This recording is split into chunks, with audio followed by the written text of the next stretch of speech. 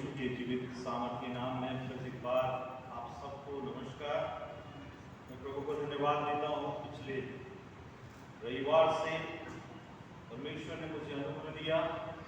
कलीसिया का शुक्रगुजार हूँ, फारूक साहब का, पास्टरेट कमेटी का, जो निरंतर बड़े प्रार्थना पूर्वक इस बात की उन्होंने तैयारी की और प्रतिदिन सभा लग सकी। बहुत से लोग इस सभा में नियमित रीति से आते रहे और ये आपका वो प्रेम है जो प्रभु यीशु मसीह के प्रति आपका दिखाई देता है। आज मुझे सौभाग्य मिला कि उस पुराने जगह होगा और स्कूल के पास में जहाँ हमारे बालक साहब पहले थे और एक हमारे सीनियर पास्टर वहाँ रहे हैं, उन सब जगहों को देखने के लिए प्रभु ने अनुग्रह दिया और मेरा मन वास्तविक रीति से गदगद हो गया कि आज भी प्रभु की कलीसिया इस जगह में पाई जाती है। सच है प्रियो, बीज उन्होंने बोया था और लहराती फसल इस बात को बताती है कि परमेश्वर अपना काम इन दिनों में कर रहा है। आज इस पवित्र सप्ताह का शनिवार है। इसको साइलेंस सैटरडे भी कहा जाता है और ये शनिवार ईस्टर और गुड फ्राइडे के बीच का दिन है। और अगर हम थोड़ा देर के लिए कल्पना करें कि उस समय में यरूशलेम के आसपास की क्या परिस्थिति रही होगी, क्योंकि यीशु मसीह एक बहुत ही उभरते हुए नेता के रूप में, एक शिक्षक के रूप में, और इतना ही नहीं, लोगों के जरूरतों के अनुसार से उनकी सेवा करने के रूप में, हर बातों में यीशु मसीह सबसे टॉप में थे। जहां भी यीशु मसीह जाते थे लोगों की भीड़ लग जाती थी। गुलामी के समय में ऐसे व्यक्ति का सब तरफ से सामने आना कई लोगों के लिए शायद था कि ये ही है जो इस्राएल को छुटकारा देने वाला होगा। सामाजिक रीति से कहें, धार्मिक रीति से कहें या राजनीतिक रीति से कहें, उस समय में हकीकत में जब खजूर के इतवार के दिन की घटना को याद करें तो सब लोगों के मुंह में एक ही बात थी कि यीशु राजा होने के लायक है, राजा है। शास्त्रियों, फरीसियों, महायाजकों ने कहा कि देखो तो तुमसे कुछ होता नहीं है, सारा जग उसके पीछे हो चला है। और ऐसे व्यक्ति की मृत्यु जो है कई प्रश्न चिन्ह को लोगों के बीच में जरूर लाई होगी। सब कुछ शांत हो गया था। अब लोगों के मन में एक प्रश्न था कि क्या यीशु सच में वही मसीहा था जिसकी प्रतिज्ञा आज से सैकड़ों वर्ष पूर्व परमेश्वर के नबियों ने दी थी। और जवाब किसी के पास नहीं रहा होगा। पर आज मैं जिस विषय में बात करने जा रहा हूं वो है कि हम प्रभु यीशु मसीह के स्वभाव को समझ लें, क्योंकि मेरा वो संदेश अगर आप याद कर रहे होंगे, जब उसने चेलों के पांव धोए तो उसने उनसे कहा, मैंने तुम्हें नमूना दिखा दिया है, जैसा मैंने तुमसे किया, जैसा मैंने तुम्हारे साथ किया है तुम भी वैसा ही किया करो। और फिर उसके पद 34 में 13 अध्याय यूहन्ना उसके 34 पद में यीशु मसीह ने कहा, मैं तुम्हें एक नई आज्ञा देता हूं कि जैसा मैंने तुमसे प्रेम रखा वैसा तुम एक दूसरे से प्रेम किया करो। और इसलिए जब पौलुस उस तस्वीर को याद कर रहा था कि यीशु मसीह की दीनता और महानता, क्योंकि इसका टाइटल ही अगर आप ध्यान दिए होंगे आपकी बाइबल में अगर टाइटल है तो लिखा है मसीह की दीनता और महानता। और वास्तविक रीति से वो अपने जीवन की गवाही, क्योंकि एक अध्याय से अगर हम लोग पढ़ेंगे तभी ये बात को समझ पाएंगे, क्योंकि 2 अध्याय का पहला शब्द है अतः, देयरफॉर, इसलिए। अपने जीवन में थोड़ा देर के लिए रुकना, अपने जीवन जीवन में थोड़ी देर के लिए सोचना मनुष्य के लिए अति आवश्यक है, क्योंकि हम बात कर रहे हैं एक विजयी जीवन के लिए, सदाकाल के जीवन के लिए, एक ऐसे जीवन के लिए जहां कोई भी हमारे ऊपर में हावी ना हो, कोई हमें उस परमेश्वर के राज्य से वंचित न कर दे। बार बार पौलुस इस बात को कहता था, कोई तुम्हें तत्व ज्ञान से अहिर न कर ले। झूठी शिक्षाओं से सावधान रहो, झूठी बातों से सावधान रहो। और अगर हम दूसरा कुरिन्थी उसके 13 अध्याय और उसके 5 पद में पढ़ेंगे तो वो तो कहता है अपने आप को परखो। उसको पढ़ लीजिएगा थोड़ा सा, दूसरा कुरिन्थी उसका 13 अध्याय और उसका 5 पद को अगर आप पढ़ेंगे तो वो इस बात को कहता है कि अपने आप को परखो। पढ़िए इसको।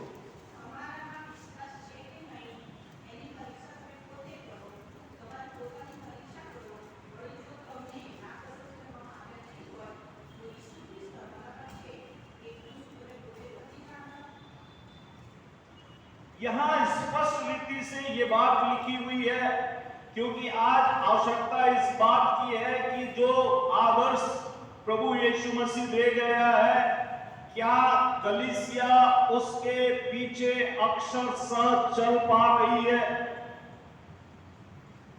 क्योंकि यीशु मसीह सामान्य मनुष्य के रूप में इस संसार में रहे, 100% मनुष्य 100% परमेश्वर, लेकिन उन्होंने परमेश्वरत्व को अपने हक की बात नहीं समझी, इसलिए दुख उठाया उसने, इसलिए निंदा सही, तिरस्कार सहे, इस बात को बताने के लिए कि हमारे दुखों में वो पहलोठा बने, ताकि जब जी उठने की बात आए उस पे भी वो पहलोठा बने। पहला आदम पाप लेकर आया था, दूसरा आदम पाप को दूर करने के लिए उपाय किया, और पूरा हफ्ता भर हम इसी बात पर विचार कर रहे हैं।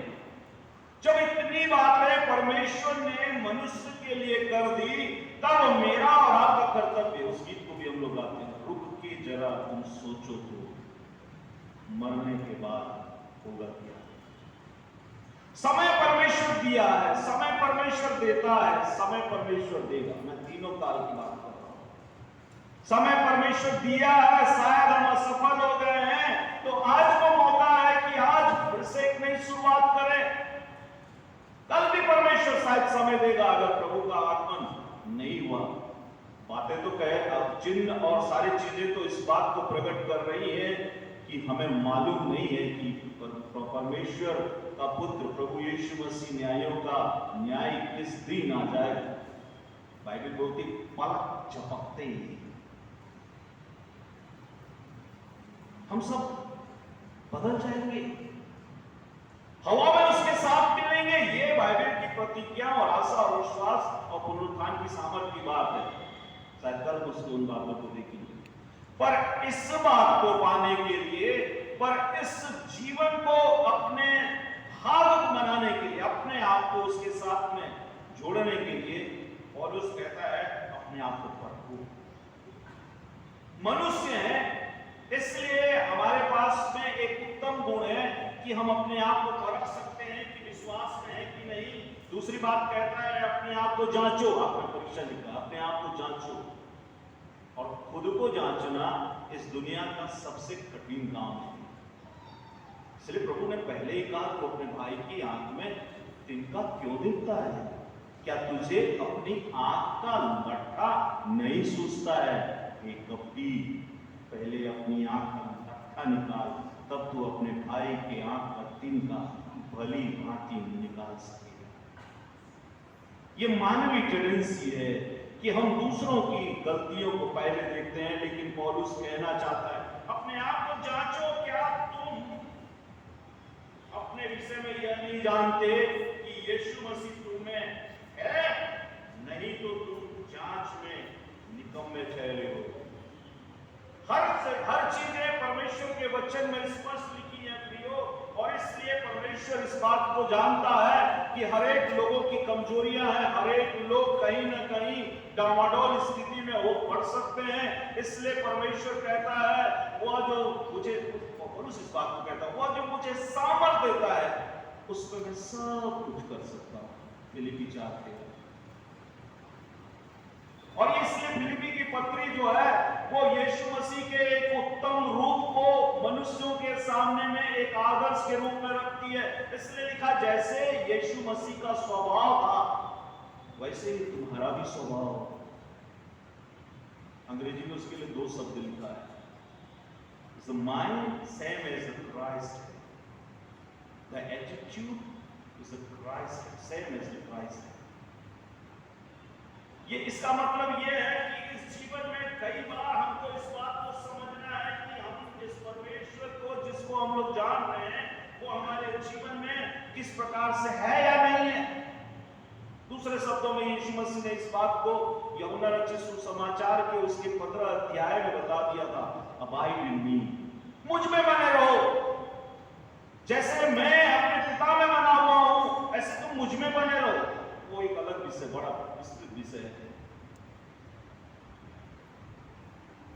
पर अगर यीशु मसीह की स्वभाव की बात होती है तो यीशु मसीह का स्वभाव तब आएगा जब हम उसमें बने रहेंगे। बपतिस्मा के द्वारा से हम यीशु मसीह की समानता में गाड़े जाते हैं, यीशु मसीह की समानता में जी उठते हैं। हमारा पुराना जीवन, पुराना मनुष्यत्व गाड़ा जाता है और हम यीशु मसीह के साथ में टाई अप हो जाते हैं। मानो मैंने उस दिन कहा था जुआ के विषय में, योग, क्योंकि हम कृषि प्रधान देश में इसलिए जुआ को समझते हैं योग। इसका मतलब यह है कि 2 बैल हैं, दोनों बैल के ऊपर में ये योग रखा गया, उसमें हल जोता जा रहा है, उसमें गुलकदार गाड़ी खींची जा रही है। और उस बैल को सबसे अच्छा कहा जाता है जिस बैल के कंधे में योग या जुआ रखने से उसका गर्दन बन जाता है। यदि उसका गर्दन इससे नीचे हो गया तो उसको कहते हैं, ये थोड़ा सा हमारी भाषा में बोलते हैं, ये कामचोर बैल है, उसको फिर 1-2 काड़ा मारना ही पड़ता। आजकल तो खैर उससे नहीं। तो योग का मतलब है, मैंने उस मत्ती 11 से, योग का मतलब होता है एक तरफ के योग में यीशु मसीह है एक तरफ, और दूसरे तरफ में आप हैं जो यीशु मसीह को अपना उद्धारकर्ता ग्रहण किए। क्योंकि आज का इस भाग में जहां यीशु मसीह का स्वभाव आ जाए तो उसका मतलब यह है कि हम उस काम के लिए, उस मिशन में आगे बढ़ते हैं कि हर एक चीज घुटना टेक कर कहे कि यीशु मसीह प्रभु है। हालेलुया। उसमें मैं और आप एक बहुत बड़ा भाग बनते हैं जब हम यीशु मसीह के स्वभाव में, यीशु मसीह की बातों को हम समझते हैं। 2 कुरिन्थी 3:18 में उसको दूसरे शब्दों में लिखा गया है कि हम उसके तेजस्वी रूप में अंश करके बदलते जाते हैं।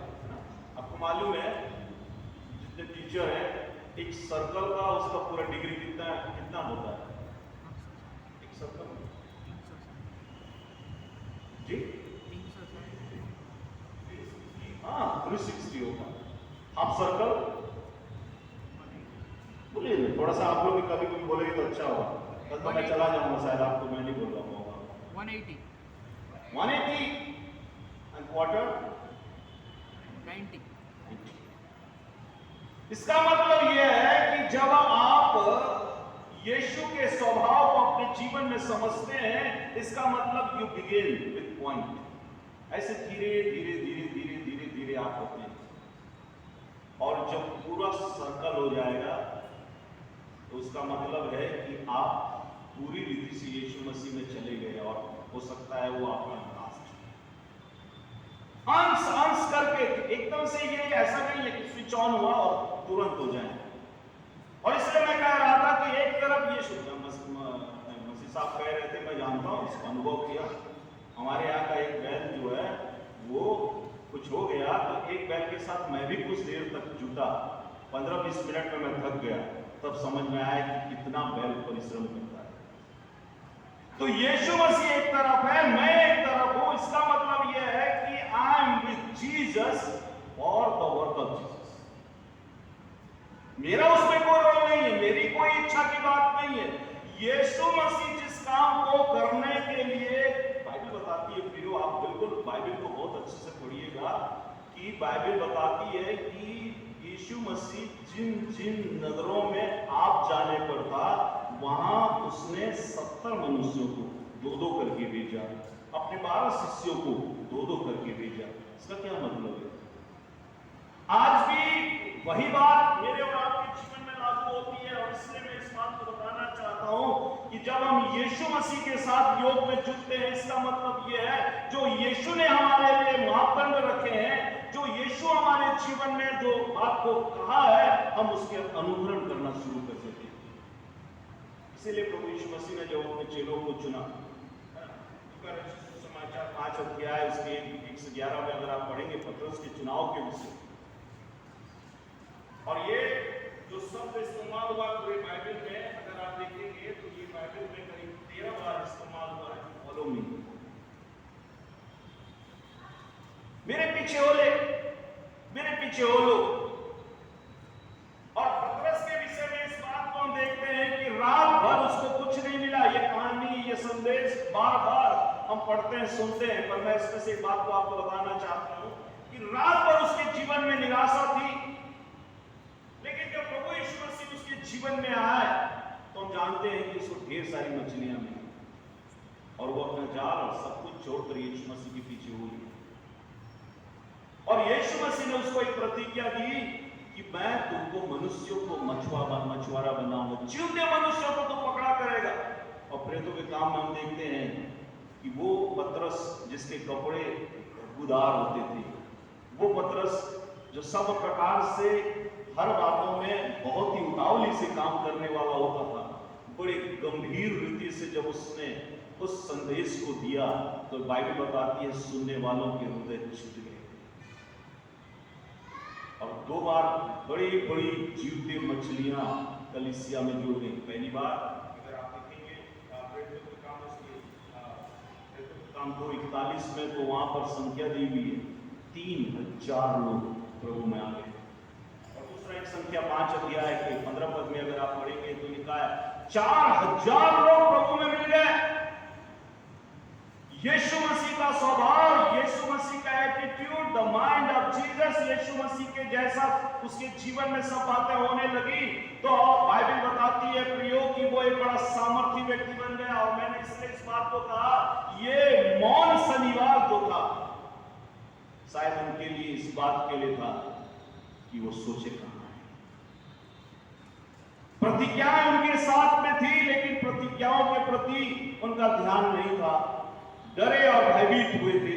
मेरे और आपके जीवन में भी कई बार ऐसी परिस्थितियां आ सकती हैं, प्रियो आती है। मैं इसलिए अपने जीवन से इस बात को बता रहा हूं, जहां पर हमको लगता है कि यीशु मसीह के पीछे चलना बड़ा कठिन है। और इसलिए हमें इस बात को समझना है कि हमारा यीशु मसीह ने कैसे इस संसार के हर परिस्थितियों में उसने परमेश्वर की इच्छा को पहला स्थान दिया। और इसलिए बाइबल बताती है कि उसने परमेश्वर के स्वरूप में होकर भी परमेश्वर के तुल्य होने को अपने वश में रखने की वस्तु न समझा, वरन अपने आप को ऐसा शून्य कर दिया और दास का स्वरूप धारण किया और मनुष्य की समानता में हो गया। सृष्टिकर्ता स्वयं अपनी सृष्टि के समान हो गया। और इसलिए उस दिन मैंने कहा था प्रियो, इतना सर्व सामर्थी परमेश्वर जिसने आकाश और उसकी सारे तारागणों को बनाया, सूर्य जो पृथ्वी से कई गुना ज्यादा बड़ा है, जिसको सूर्य को तिहार लोग नहीं सकते हैं, उस सूर्य को बनाने वाला और कितना तेजोमय होगा आप कल्पना करें। वो परमेश्वर मेरे और आपके लिए, अपने बैरियों के लिए, उनको प्रेम करने के कारण से यीशु मसीह के स्वरूप में, यीशु मसीह में आकर इस संसार में चला गया कि हर व्यक्ति फिर वो बैरी फिर परमेश्वर की संतान बन सके। और इसलिए बाइबल बताती है कि इस कारण परमेश्वर ने उसको अति महान भी किया और उसको वह नाम दिया जो सब नामों से श्रेष्ठ है, कि जो स्वर्ग में और पृथ्वी पर और पृथ्वी के नीचे हैं, वे सब यीशु के नाम पर घुटने टेके और परमेश्वर पिता की महिमा के लिए हरेक चीज को स्वीकार कर ले कि यीशु मसीह प्रभु है। ये सारी बातें मैं क्यों कह रहा हूं प्रियो? ये परमेश्वर का वो लक्ष्य है, ये परमेश्वर का उद्देश्य है, ये परमेश्वर की इच्छा है जो आज कलीसिया के लिए है। हम विजयी जीवन जीने के लिए इस संसार में रखे गए हैं। लेकिन इसके लिए मैंने जितनी बातों को बताने का प्रयास किया उसमें एक बात यह भी है कि हमारा आदर्श और हम प्रभु यीशु मसीह पे ध्यान करें। इब्रानी की किताब उसके 3 अध्याय और उसके पहले पद को अगर आप पढ़ेंगे तो वहां पर लिखा हुआ है, अगर आप 3 अध्याय के पहले पद में लिखा हुआ है उसको पढ़ दीजिएगा थोड़ा सा। इब्रानी की किताब उसके 3 अध्याय और उसके पहले पद क्या लिखा है?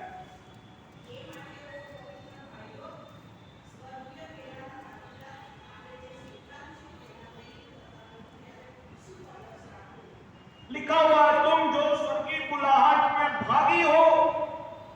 इसका मतलब यह है कि हर एक व्यक्ति को परमेश्वर नाम लेके बुलाता है। अगर यिर्मयाह के जीवन के लिए वो प्रतिज्ञा थी कि मैंने तुझ पर जन्म से पहले चित्त लगाया, मैंने तुझे नाम लेकर बुलाया है, प्रियो वो मेरे और आपके लिए भी एप्लीकेबल है।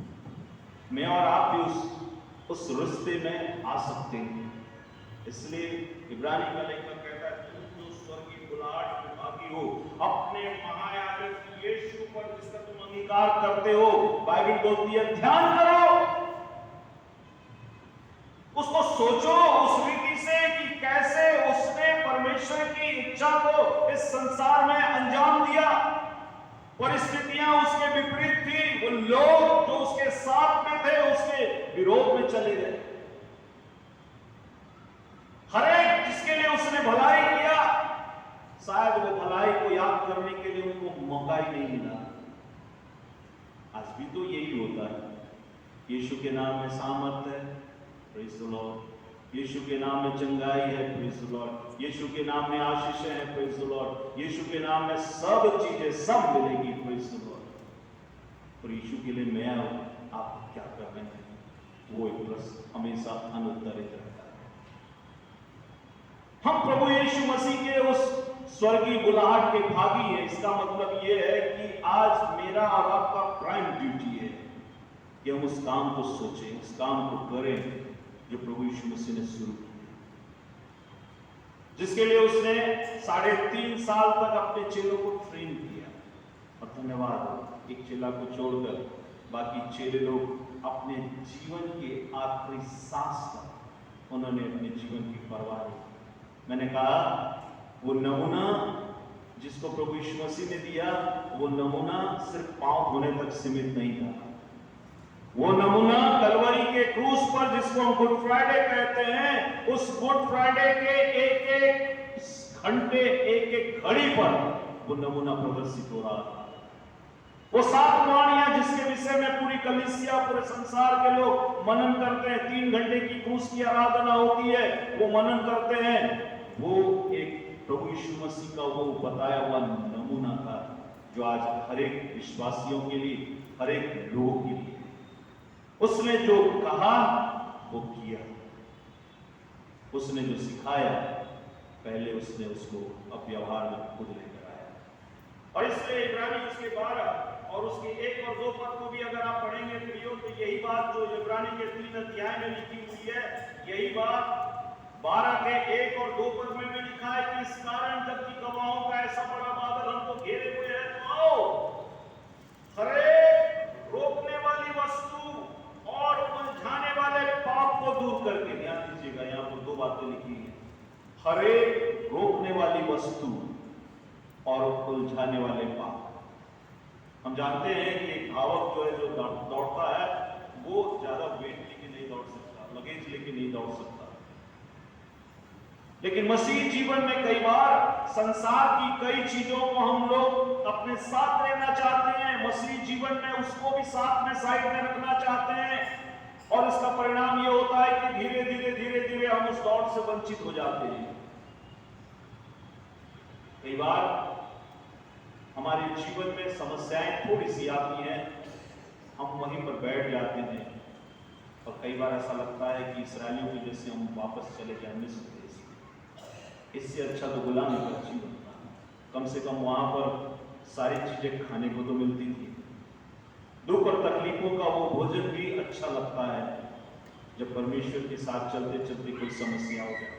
बाइबल बोलती है प्रियो, और विश्वास के कर्ता और सिद्ध करने वाले यीशु की ओर ताकते रहें। ये ध्यान करो, ताकते रहें, अपने आप को जांचो, अपने आप को परखो।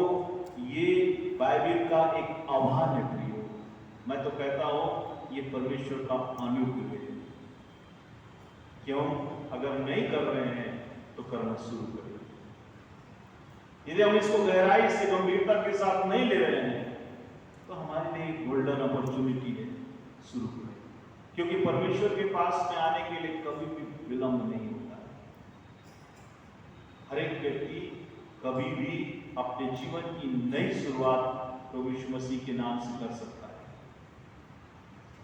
और बाइबल बताती है प्रियो, जिसने उस आनंद के लिए जो उसके आगे धरा था, लज्जा की कुछ चिंता न करके क्रूस का दुख सहा और परमेश्वर के सिंहासन के दाहिनी ओर जा बैठा। इस संसार की हर एक बातें आपके जीवन के लिए बड़ी लुभावनी होती हैं जब यीशु मसीह का स्वभाव को आप नजरअंदाज करते हैं। इस संसार के हर एक अच्छी बातें आपके लिए आकर्षण का कारण बनती है जब यीशु मसीह के स्वभाव को हम अपने जीवन में दूर करते हैं। एक परमेश्वर के दास ने कहा, परमेश्वर की इच्छा को जानना, ध्यान दीजिएगा, परमेश्वर की इच्छा को जानना महानतम ज्ञान है। To know the will of God is the greatest knowledge. और परमेश्वर की इच्छा का सबसे पहला और सबसे उत्कृष्ट, सबसे अच्छा उदाहरण यीशु मसीह की वो बातें हैं। और इसलिए याद करिए, सामने से बात करते समय जब चेले उसके लिए भोजन लेकर आए तो यीशु ने कहा, मैंने भोजन कर लिया। तो उनके लिए सवाल था, इसको कहां से जंगल में भोजन मिल गया? तो यीशु ने कहा, मेरा भोजन ये है कि मैं अपने भेजने वाले की इच्छा के अनुसार चलूं और उसका काम पूरा करूं। और इसलिए प्रियो, परमेश्वर की इच्छा को जानना ये महानतम ज्ञान है। परमेश्वर को खोज करना ये महानतम डिस्कवरी है, खोज है। दाऊद इस बात को जानता था। करीब 66 युद्ध उसने लड़े और उस युद्ध में वो हमेशा विजयी रहा।